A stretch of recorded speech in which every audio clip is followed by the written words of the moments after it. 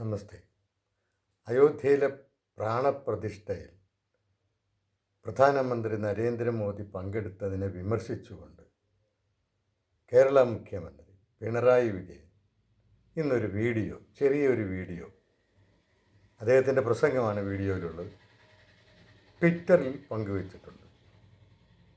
അതിൽ അദ്ദേഹം ഒരു രാജ്യത്തിൻ്റെ ഭരണാധികാരി ഏതെങ്കിലും ഒരു മതത്തിൻ്റെ എന്ന് പറയുന്ന ക്ഷേത്രത്തിൻ്റെ ഉദ്ഘാടനത്തിൽ പങ്കെടുക്കുന്നത് നമ്മുടെ മതേതര മൂല്യങ്ങളെ ഹനിക്കുന്നതാണ്, ജനാധിപത്യത്തെ ഹനിക്കുന്നതാണ്, എല്ലാ മതങ്ങൾക്കുമുള്ള തുല്യ അവകാശത്തെ, തുല്യ പ്രാധാന്യത്തെ നിഷേധിക്കുന്നതാണ്. ഇങ്ങനെയൊക്കെ പറഞ്ഞാണ് അദ്ദേഹം ഈ നരേന്ദ്രമോദിയുടെ പ്രാണപ്രതിഷ്ഠാ ചടങ്ങിലുള്ള യജമാന പദവിയെ, അദ്ദേഹം അതിൽ പങ്കെടുത്തതിനെ വിമർശിച്ചത്. ഒരു സംസ്ഥാനത്തിൻ്റെയോ അല്ലെങ്കിൽ ഒരു രാജ്യത്തിൻ്റെ ഭരണാധികാരി ഇത്തരത്തിലുള്ള മതപരമായ ചടങ്ങുകളിൽ പങ്കെടുക്കരുത് എന്നുള്ളതാണ് അദ്ദേഹം നൽകുന്ന അദ്ദേഹത്തിൻ്റെ വിശ്വാസപ്രകാരമുള്ള ഒരു സൂചന, നിർദ്ദേശം. അതാണ് അയോധ്യയിൽ ക്ഷണം കിട്ടിയിട്ടുണ്ടെങ്കിലും ആരും പോകാൻ പാടില്ലെന്നൊക്കെ അദ്ദേഹം വിലക്കുന്നുണ്ട്. പക്ഷേ ഇതേ പിണറായി വിജയൻ ഒരു വർഷം മുമ്പ്, കഴിഞ്ഞ വർഷം ജനുവരിയിൽ തന്നെ തെലങ്കാനയിൽ ഹൈദരാബാദിൽ പോവുകയും അവിടെ അന്ന് മുഖ്യമന്ത്രിയായിരുന്ന ചന്ദ്രശേഖർ റാവുവിൻ്റെ ഒരു പൂജയിൽ പങ്കെടുക്കുകയും ചെയ്തു. അവിടെ റാലിയിൽ പങ്കെടുക്കാൻ അദ്ദേഹം പോയത്, ഇന്ത്യ മുന്നണിയുടെ ഒരു റാലിയിൽ പങ്കെടുക്കാനാണ് പോയത്. അവിടെ ചെന്നപ്പോൾ അവിടെ ചന്ദ്രശേഖർ റാവു ഒരുക്കിയ ഒരു പൂജയിൽ അദ്ദേഹവും പങ്കെടുത്തു. അത് പിണറായി വിജയനും പങ്കെടുത്തു. അത് പിണറായി വിജയൻ മാത്രമല്ല, അന്ന് ഡി രാജ ഉണ്ടായിരുന്നു, അതുപോലെ ആപ്പിൻ്റെ നേതാവുണ്ട്, AAPയുടെ നേതാവുണ്ടായിരുന്നു, അതുപോലെ അഖിലേഷ് യാദവ് ഉണ്ടായിരുന്നു. അപ്പോൾ അങ്ങനെ പലരും പങ്കെടുത്ത ഒരു റാലിയാണ് ആസൂത്രണം ചെയ്തിരുന്നത്. റാലിക്ക് മുൻപാണ് പൂജ നടക്കുന്നത്. പൂജ ഒരുക്കിയിരിക്കുന്നത് സർക്കാർ ചെലവിലായിരുന്നു. സർക്കാർ ചെലവിൽ പൂജ ഒരുക്കി നടത്തുക എന്നുള്ളത് ഈ റാവുവിൻ്റെ ഒരു സ്ഥിരം പതിവാണെന്ന് പത്രക്കാർ പറയുന്നത്. അപ്പം അങ്ങനെ സർക്കാർ ചെലവിൽ ഒരുക്കിയ ഒരു പൂജയിൽ പിണറായി വിജയൻ പങ്കെടുത്തു എന്ന് മാത്രമല്ല, നോക്കി വെറും കാഴ്ചക്കാരനായിട്ടല്ല. പൂജാരി പൂക്കൾ എല്ലാവരും കൊടുക്കുന്നു, പിണറായി വിജയനും ആ പൂക്കൾ വാങ്ങുന്നു. എന്നിട്ട് എല്ലാവരും ഇടുന്ന സ്ഥലത്തേക്ക് പിണറായി വിജയനും ആ പൂക്കൾ അർപ്പിക്കുന്നു. അതായത് പൂജയിൽ അദ്ദേഹം ഭാഗഭാക്കായി. ഒരു മതത്തിൻ്റെയാണ് പൂജ എന്നുള്ള ഓർക്കണം, ഹിന്ദു മതത്തിൻ്റെ പൂജയാണ് അവിടെ നടക്കുന്നത്. അന്നൊന്നും അദ്ദേഹത്തിന് തോന്നാത്ത മതേതരം മൂല്യങ്ങൾ ഇപ്പോൾ പെട്ടെന്ന് നരേന്ദ്രമോദി ഇങ്ങനൊരു ചടങ്ങിൽ പങ്കെടുത്തു, അതിൻ്റെ പ്രാണപ്രതിഷ്ഠയിൽ ഒരു പ്രധാന സ്ഥാനം വഹിച്ചു എന്നുള്ളത് എന്നുള്ള സന്ദർഭത്തിൽ ആ ഒരു കാര്യത്തിൽ അദ്ദേഹം മതേതര മൂല്യങ്ങൾ ഇങ്ങനെ മനസ്സിൽ കത്തി. അപ്പോഴാണ് അദ്ദേഹത്തിന് തോന്നി മതേതര മൂല്യങ്ങൾ സംരക്ഷിക്കണമെന്നുള്ളത്. അതായത് താൻ എന്ത് ചെയ്താലും ഒരു കുഴപ്പവുമില്ല, മോദി ചെയ്താൽ അത് വലിയ പ്രശ്നമാണ്, ഈ രാജ്യത്തിന് തകരാനായിട്ട് പോകുന്നവർ.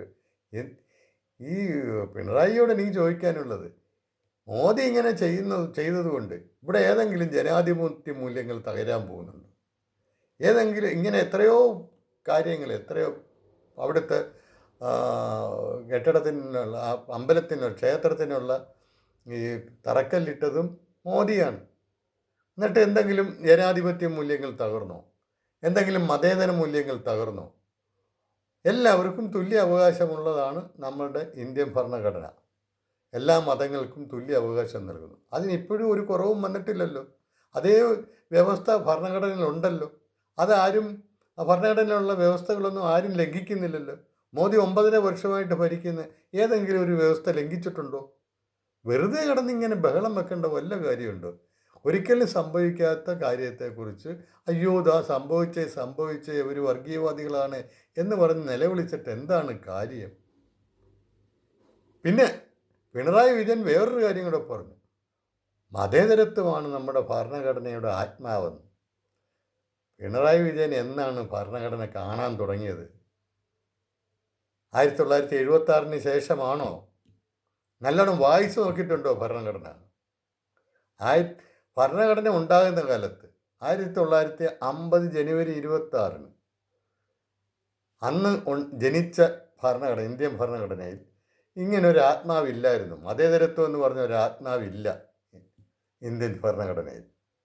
26 വർഷം കഴിഞ്ഞ് 1976 ഒരു ഏകാധിപതിയുടെ നിർദ്ദേശപ്രകാരം എഴുതി ചേർക്കപ്പെട്ട ഒരു വാക്കാണ് സെക്യുലാർ എന്നുള്ളത്. അതും എവിടെയാണ് എഴുതി ചേർത്തത്? ആമുഖത്തിൽ, പ്രിയാമ്പിളിൽ മാത്രം.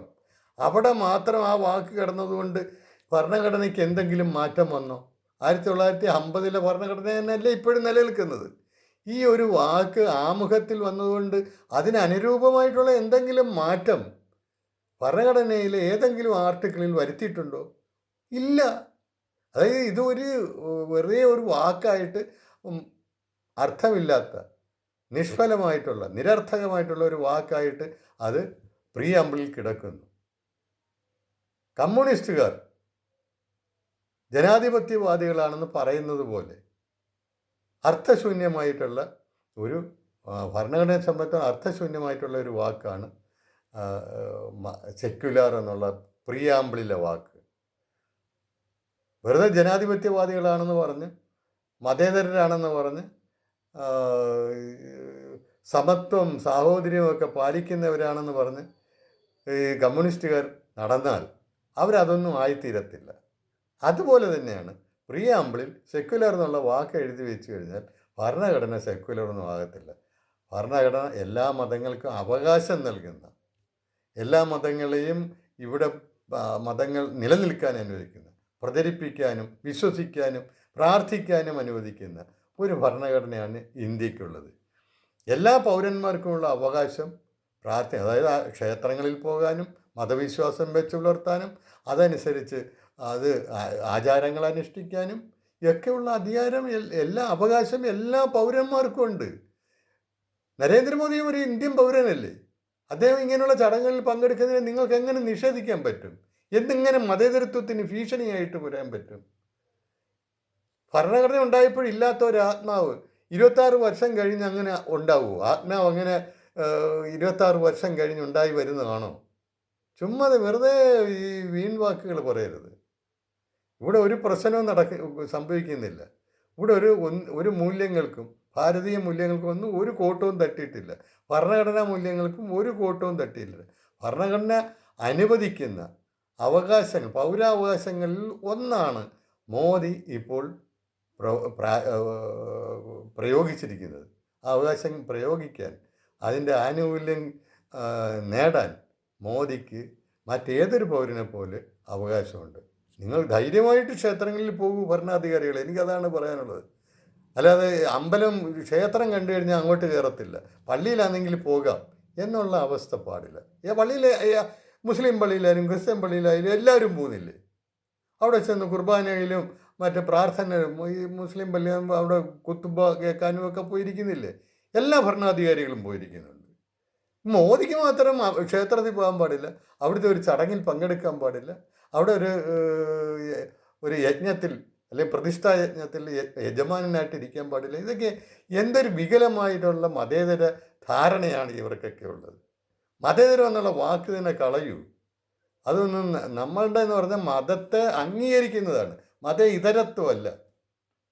അതുകൊണ്ട് ഇതൊന്നും പറഞ്ഞ് ആരെങ്കിലും പേടിപ്പിക്കാൻ നോക്കരുത്. മതേതരത്വം വെറുതെ, എന്നിട്ട് അവരത് ചെയ്യും. അവിടെ പോയി ഹൈദരാബാദിൽ പോയി എല്ലാ പൂജയും ചെയ്യും.